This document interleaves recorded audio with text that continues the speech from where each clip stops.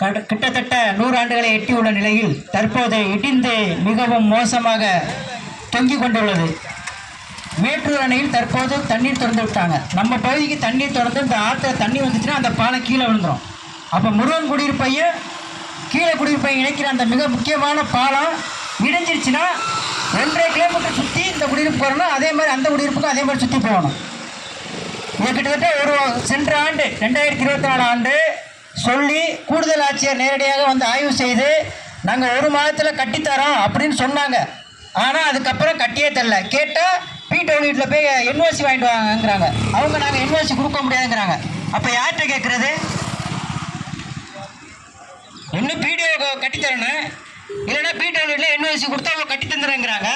ஆனால் அவங்க என்ஓசி கொடுக்க மாட்டுறாங்க. யார் இது இந்த வேலையை செய்கிறது? ஊராட்சி நிர்வாகம் பல முறை சொல்லிடுச்சு.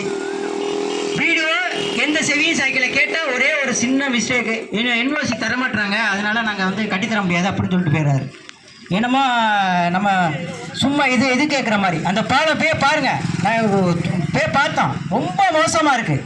அதில் வண்டியே போக முடியாது. அன்றைக்கி ஒரு மாட்டு வண்டி உள்ளே போய் கால் மாட்டிக்கிடுச்சு, எடுக்க முடியல, அவ்வளோ சிரமப்பட்டு தூக்குனாங்க.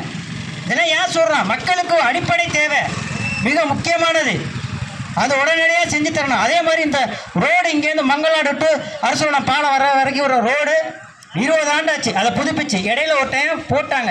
ஆனால் அது போட்ட மாதிரியே இல்லை அந்த ரோடு. ஏன்னா அதை பராமரிக்காமல் சும்மா மேலாக்க போட்டாங்க. ஒரு ரோடு போடணும்னா அதை கொத்தி விட்டு அதை நோண்டி அதை கீறி அது மேலே ஒன்றே அடித்து அதுக்கப்புறம் முக்காச்சல்லி அடித்து அது மாதிரி 4 டைம் அடித்து அதுக்கப்புறம் போட்டால் தான் அந்த ரோடு தரமாக இருக்கும். ஆனால் எதுவுமே பண்ணுறதில்ல, சாதாரணமாக போட்டு போயிட்டாங்க. ஆனால் அதில் இப்போ வண்டி வாங்கினா போகவே முடியல. ஒரு அர்ஜென்ட்டுக்கு போகணும்னா போக முடியலை.